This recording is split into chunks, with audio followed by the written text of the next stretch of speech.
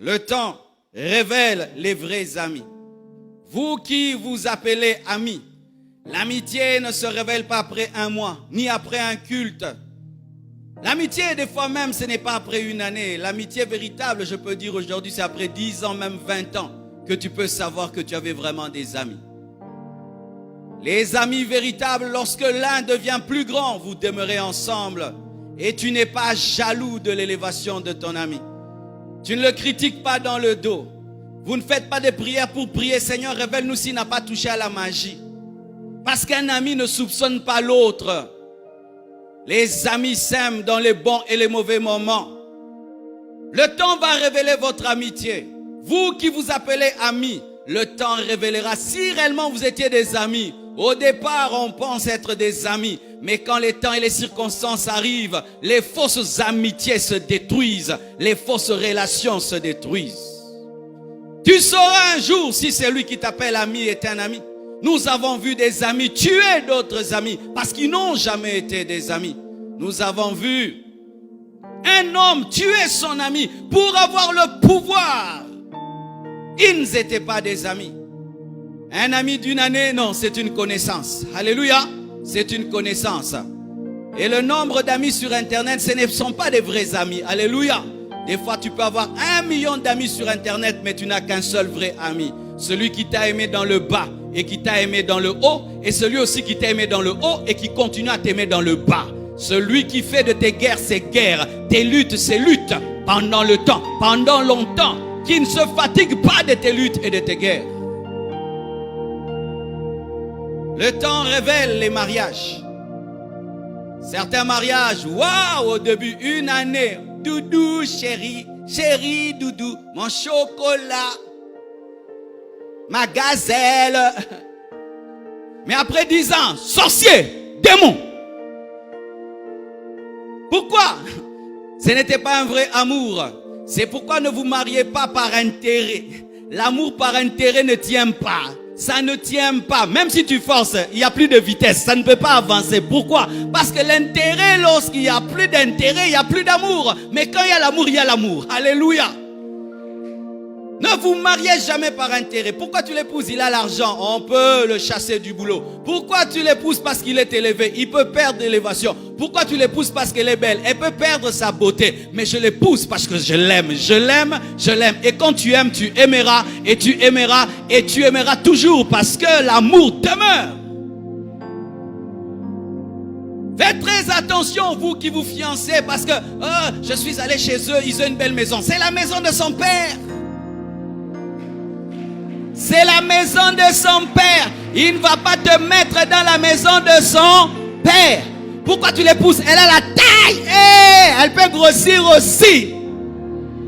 Pourquoi tu l'épouses? Parce que il est celui qui parle le mieux français. Il y a des gens qui parlent mieux que lui. Ozobima français makasi poza Kinshasa. Tout ce qui est faux ne tient pas. Tout ce qui est faux ne tient pas. Tout ce qui est charnel ne tient pas. Ce ne sont que les choses véritables qui tiennent. Ne fondez rien sur la chair, fondez tout sur l'esprit.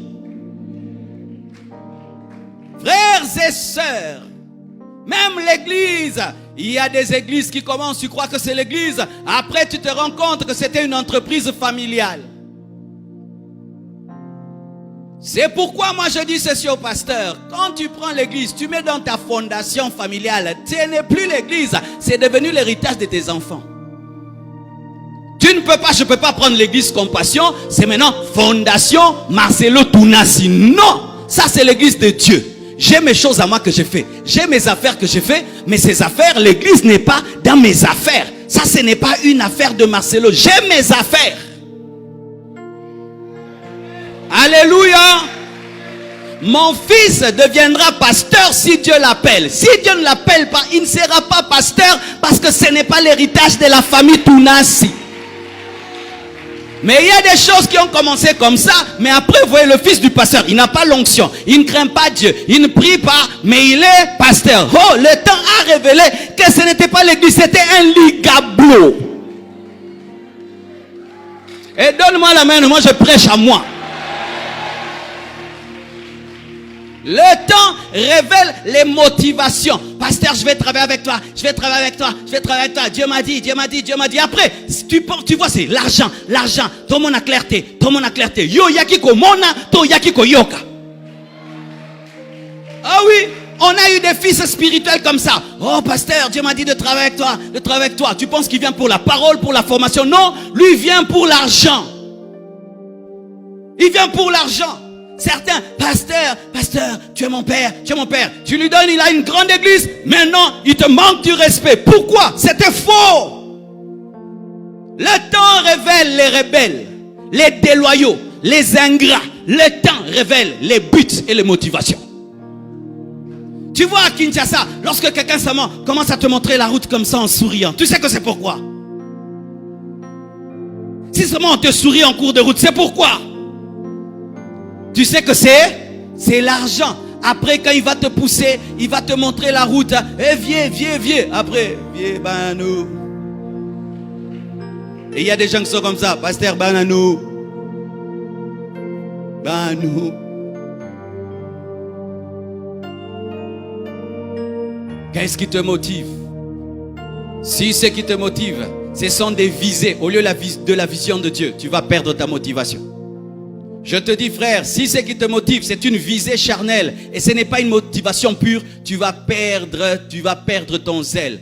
Parce que Dieu peut prendre 20 ans pour te faire entrer dans ton héritage et là tu vas craquer. Frères et sœurs, le temps révèle l'église, le temps révèle les bergers ou les loups. Les bergers ou les loups. Quelqu'un au départ peut être un berger. Avec le temps, il devient un loup ravisseur. La seule chose qui compte pour lui, ce ne sont pas les âmes. Ça devient sa gloire, son honneur. Mais au départ, il a commencé dans l'humilité. Il a commencé dans la pureté, dans la sainteté. Mais après, ça devient un despote. Le temps révèle les vrais chrétiens et les faux chrétiens.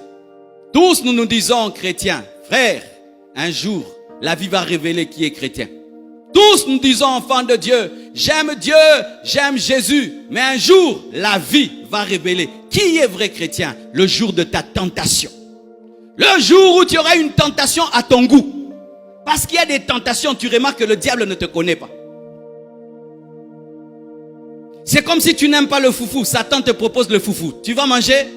Tu ne vas pas refuser le foufou parce que tu aimes Dieu. Ce n'est pas ton goût. Mais si tu aimes le makemba, Satan te propose le makemba. Là, on va savoir si toi tu aimes Dieu. Un jour, tu seras tenté à ton goût. Un jour, tu auras une tentation à ton goût. Le diable va te faire une tentation sur mesure pour toi. Et c'est ce jour-là qu'on saura si tu es un chrétien. Joseph a révélé qu'il craignait Dieu. Pas seulement parce qu'il priait beaucoup.